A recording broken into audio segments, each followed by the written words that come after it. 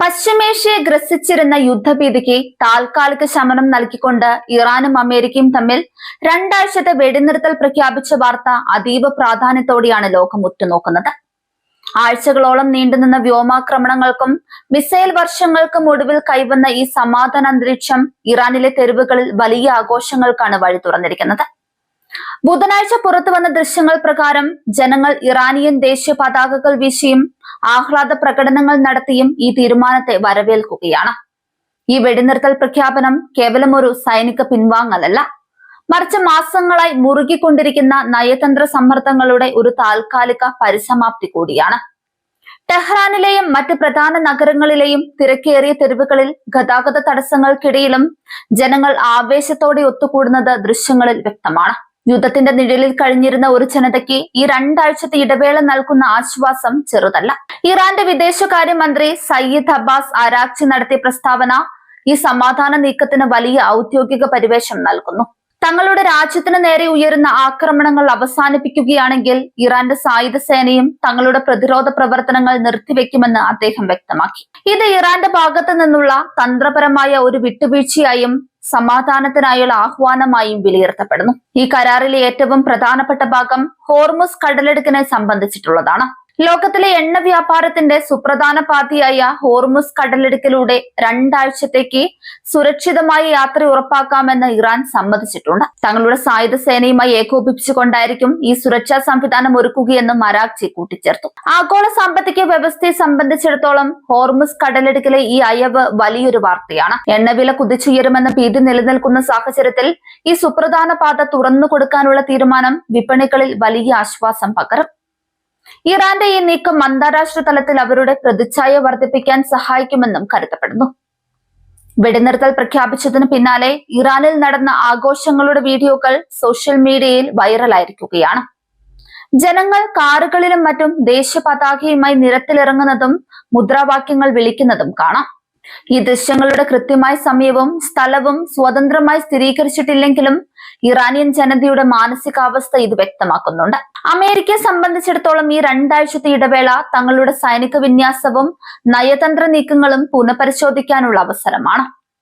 ആഴ്ചകളോളം നീണ്ട ഏറ്റുമുട്ടലുകൾ ഇരുപക്ഷത്തും വലിയ ആൾനാശത്തിനും സാമ്പത്തിക നഷ്ടത്തിനും കാരണമായിരുന്നു.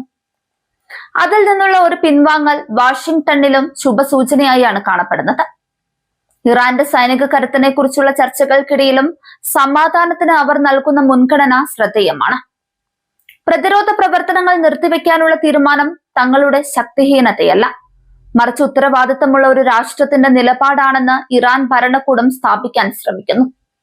ഇത് മേഖലയിലെ മറ്റ് അറബ് രാജ്യങ്ങൾക്കും ആശ്വാസം പകരുന്ന ഒന്നാണ്. ഹോർമുസ് കടലിടുക്കിലെ സുരക്ഷ ഉറപ്പാക്കുന്നതോടെ ആഗോള ഊർജ്ജ വിതരണ ശൃംഖലയിലെ തടസ്സങ്ങൾ നീങ്ങും. ഇറാന്റെ നാവികസേനയുമായി സഹകരിച്ച് കപ്പലുകൾക്ക് പാതയൊരുക്കുന്നത് വഴി മേഖലയിലെ അസ്ഥിരത കുറയ്ക്കാൻ സാധിക്കും. ഈ രണ്ടാഴ്ചത്തെ പരീക്ഷണം വിജയിക്കുകയാണെങ്കിൽ ഇത് ദീർഘകാല സമാധാന കരാറിലേക്ക് വഴിമാറാനും സാധ്യതയുണ്ട്. പശ്ചിമേഷ്യയിലെ മറ്റ് രാജ്യങ്ങളും ഈ വെടിനിർത്തലിനെ സ്വാഗതം ചെയ്തിട്ടുണ്ട്. ഇറാനും അമേരിക്കയും തമ്മിലുള്ള നേരിട്ടുള്ള ഏറ്റുമുട്ടൽ മേഖലയെ ഒന്നടങ്കം തകർക്കുമെന്ന ഭീതിയിലായിരുന്നു അയൽ രാജ്യങ്ങൾ. അതുകൊണ്ട് തന്നെ ഈ താൽക്കാലിക സമാധാനം നയതന്ത്ര ചർച്ചകൾക്ക് പുതിയ വാതിലുകൾ തുറക്കുമെന്ന് പലരും പ്രതീക്ഷിക്കുന്നു. ഇറാനിലെ തെരുവുകളിൽ നടന്ന ആഘോഷങ്ങളിൽ യുവാക്കളുടെ വലിയ പങ്കാളിത്തം ശ്രദ്ധിക്കപ്പെട്ടു. യുദ്ധം തങ്ങളുടെ ഭാവിയെ തകർക്കുമെന്ന ആശങ്കയിലായിരുന്ന പുതിയ തലമുറയ്ക്ക് ഈ വെടിനിർത്തൽ വലിയൊരു പ്രതീക്ഷയാണ് നൽകുന്നത്. ആഘോഷങ്ങൾക്കിടയിലും ജനങ്ങൾ ജാഗ്രത പാലിക്കുന്നുണ്ടെന്നത് വാർത്താ ഏജൻസികൾ റിപ്പോർട്ട് ചെയ്യുന്നു. അരാഗ്ചിയുടെ പ്രസ്താവനയിൽ പ്രതിരോധ പ്രവർത്തനങ്ങൾ എന്ന വാക്ക് ഉപയോഗിച്ചത് പ്രത്യേകം ശ്രദ്ധിക്കപ്പെടേണ്ടതാണ്. തങ്ങൾ ആരെയും ആക്രമിക്കാൻ ആഗ്രഹിക്കുന്നില്ലെന്നും എന്നാൽ ആക്രമിക്കപ്പെട്ടാൽ ശക്തമായി തിരിച്ചടിക്കുമെന്നുമാണ് ഇറാൻ ഇതിലൂടെ വ്യക്തമാക്കുന്നത്. സമാധാനം നിലനിൽക്കണമെങ്കിൽ മറുഭാഗവും ആക്രമണങ്ങളിൽ നിന്ന് പിന്തിരിയണമെന്ന കർശന വ്യവസ്ഥയും ഇതിലുണ്ട്. അമേരിക്കൻ മാധ്യമങ്ങളും ഈ വാർത്തയ്ക്ക് വലിയ പ്രാധാന്യമാണ് നൽകുന്നത്. പ്രസിഡന്റ് തെരഞ്ഞെടുപ്പിന് ശേഷമുള്ള രാഷ്ട്രീയ സാഹചര്യങ്ങളും പശ്ചിമേഷ്യയിലെ സൈനിക നീക്കങ്ങളും തമ്മിലുള്ള ബന്ധം ഇവിടെ സജീവ ചർച്ചയാണ്. വെടിനിർത്തൽ കരാർ എത്രത്തോളം ഫലപ്രദമാകുമെന്നതിൽ പെന്റഗണും സൂക്ഷ്മമായ നിരീക്ഷണം നടത്തുന്നുണ്ട്.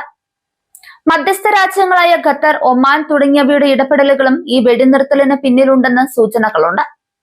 രഹസ്യമായി നടന്ന പല ചർച്ചകളുടെയും ഫലമായാണ് രണ്ടാഴ്ചത്തെ ഈ ശാന്തത കൈവന്നിരിക്കുന്നത്. മധ്യസ്ഥരുടെ പങ്കിനെ കുറിച്ചുള്ള കൂടുതൽ വിവരങ്ങൾ വരും ദിവസങ്ങളിൽ പുറത്തു വന്നേക്കാം.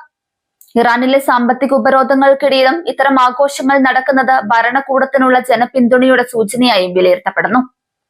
രാജ്യത്തിന്റെ പരമാധികാരം സംരക്ഷിക്കുന്നതിനൊപ്പം സമാധാനത്തിനായി നിലകൊള്ളുന്നതിനെയും ജനങ്ങൾ പിന്തുണയ്ക്കുന്നുണ്ട്. ഇത് ഇറാന്റെ ആഭ്യന്തര രാഷ്ട്രീയത്തിലും മാറ്റങ്ങൾ വരുത്തിയേക്കാം. ഹോർമുസ് കടലിടുക്കിലെ സേഫ് പാസേജ് എന്നത് വെറുമൊരു വാഗ്ദാനമല്ല, മറിച്ച് അന്താരാഷ്ട്ര കപ്പൽ ഗതാഗതത്തിന് നൽകുന്ന വലിയൊരു ഗ്യാരണ്ടിയാണ്. ഇവിടുത്തെ സുരക്ഷാ ചുമതല സൈന്യത്തിന് തന്നെ നൽകുന്നത് വഴി പ്രകോപനങ്ങൾ ഉണ്ടാക്കില്ലെന്ന് ഉറപ്പാക്കാൻ ഇറാൻ ശ്രമിക്കുന്നുണ്ട്. ഇത് ലോകരാഷ്ട്രങ്ങളുടെ വിശ്വാസം ആർജിക്കാനുള്ള നീക്കമാണ്. വെടിനിർത്തൽ കാലയളവിൽ ഉഭയകക്ഷി ചർച്ചകൾ പുനരാരംഭിക്കാൻ ഇരു രാജ്യങ്ങളും തയ്യാറാകുമോ എന്നതാണ് ഇനി അറിയേണ്ടത്. 2 ആഴ്ച എന്നത് വളരെ ചെറിയ സമയമാണെങ്കിലും ക്രിയാത്മകമായ ചർച്ചകൾക്ക് തുടക്കമിടാൻ ഈ സമയം മതിയാകും.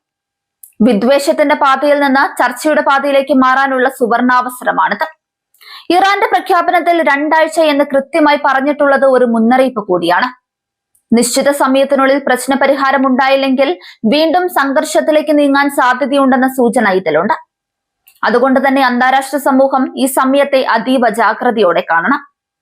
സോഷ്യൽ മീഡിയയിൽ പ്രചരിക്കുന്ന വീഡിയോകളിൽ തെരുവുകളിലെ ഗതാഗതം സാധാരണ നിലയിലാണെന്ന് കാണുന്നത് ഇറാന്റെ ആത്മവിശ്വാസത്തെയാണ് കാണിക്കുന്നത്.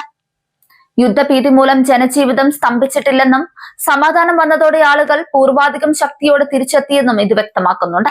ലോകമെമ്പാടുമുള്ള മലയാളികൾ ഉൾപ്പെടെയുള്ള പ്രവാസികൾക്കും ഈ വാർത്ത വലിയ ആശ്വാസമാണ് നൽകുന്നത്.